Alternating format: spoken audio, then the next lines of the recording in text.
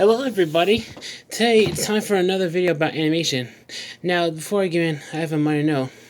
Henry Stanley, if you're watching this, all I'll say is that don't waste your time because I looked on IMDb and yes, they too classify animation as a genre in film. So there you have it. Today I'm going to be discussing a topic that's been on my mind for quite a while. It's called the fragile hegemony of Disney Animation, and this is quite important considering what is happening right now. And hold on a second, we're going to get into it right now, but hold on a second. Now, on the surface, everything at Disney Animation looks good, but really deep down, they're suffering, and really it's not going to take long for Disney Animation to collapse. But the thing is that the fragile hegemony goes all the way back, goes far longer. It all began with 2000 with the release of Chicken Run, which is currently the highest grossing stop motion film of all time. The film was so popular that there was a campaign to get it nominated for Best Picture, which failed. Despite this, the film received a lot of attention at the Academy Awards that year, which led to the creation of the Academy Award for Best Animated Feature. Now, of course, if you really think about it, it's not hard to see how the success of Chicken Run was a threat to Disney Animation. But it was in 2001 where you really start to see Disney Animation threatened, and this is really thanks to what was in theaters that year, in 2001. Now, thing is, you had Atlantis Lost Empire, and regarding that, with the failure of the Black Cauldron on their animation resume, you would think that the Mouse House would go to great lengths to not repeat that type of mistake ever again, right? Unfortunately, they did, and this time it's much worse because of what was in theater, due to the fact that Shrek was in theaters the same year.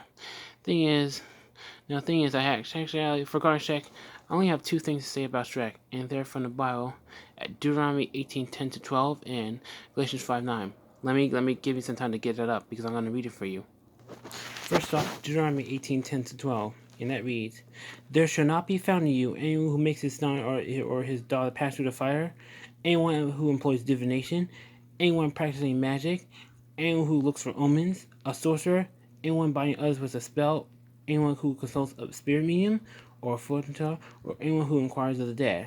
For whoever does these things is detestable to Jehovah, and on account of these detestable practices, Jehovah your God is driving them away before you." And now, Galatians chapter 5, verse 9. And that reads, "A little leaven ferments the whole batch of dough." The first scripture is obvious, but Galatians for the second scripture, Galatians 5:9, I'll leave it up to you to figure out how that scripture relates to Shrek. But you can see with Shrek, it was clear that really Disney Animation was really in serious danger. And unfortunately, now next year they try to. Unfortunately, what happened now, of course, from that point onward, things went downhill. It all led up to the Home on the Range, which put a temporary end to 2D animation for Disney. Now, for Chicken Little, as I mentioned in that other video, as you can tell, the film is merely a reflection of all the psychological issues, because really, this is not what happened in the early 2000s. Is not a creative slump. It's really more like a psychological disaster because their own existence is in danger. Unfortunately, really, and regarding Pixar's attempts to save Disney, unfortunately, I have another scripture, Proverbs 28, Proverbs chapter 23:18. Hold on a second.